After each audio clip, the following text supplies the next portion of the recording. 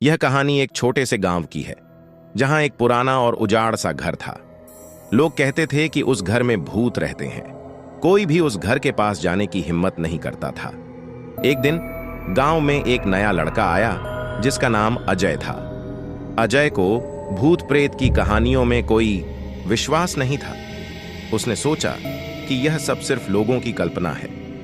गांव वालों ने उसे उस घर के बारे में बताया, लेकिन अजय ने इसे मजाक समझा और उस घर में जाने का फैसला किया। रात का समय था और चारों ओर सन्नाटा था। अजय ने एक टॉर्च ली और उस घर की तरफ चल पड़ा। जब वह घर के पास पहुंचा तो दरवाजा खुद ब खुद खुल गया। अजय ने सोचा कि यह हवा के कारण होगा और अंदर चला गया। घर के अंदर बहुत अंधेरा था और हर चीज पर धूल जमी हुई थी। अचानक उसे के रोने की आवाज सुनाई दी। अजय ने टॉर्च की रोशनी में चारों ओर देखा, लेकिन कुछ दिखाई नहीं दिया। वह आगे बढ़ता गया और आवाज का पीछा करता गया। जैसे जैसे वह आगे बढ़ता, आवाज और तेज होती गई। अचानक उसके सामने एक सफेद साया आ गया। अजय के रोंगटे खड़े हो गए और उसने टॉर्च गिरा दी। साया धीरे धीरे अजय के करीब आने लगा। अजय ने देखा कि वह एक औरत का साया था। वह औरत रो रही थी और उसकी आंखों से खून बह रहा था।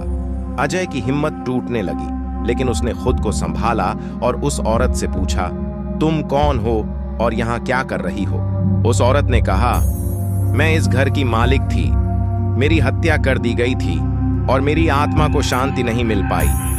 हर रात मैं यहाँ भटकती हूँ और मदद की तलाश में हूँ। अजय ने उस औरत की आत्मा की मदद करने का फैसला किया। उसने गांव के पुजारी से बात की और उस औरत की आत्मा की शांति के लिए पूजा करवाई।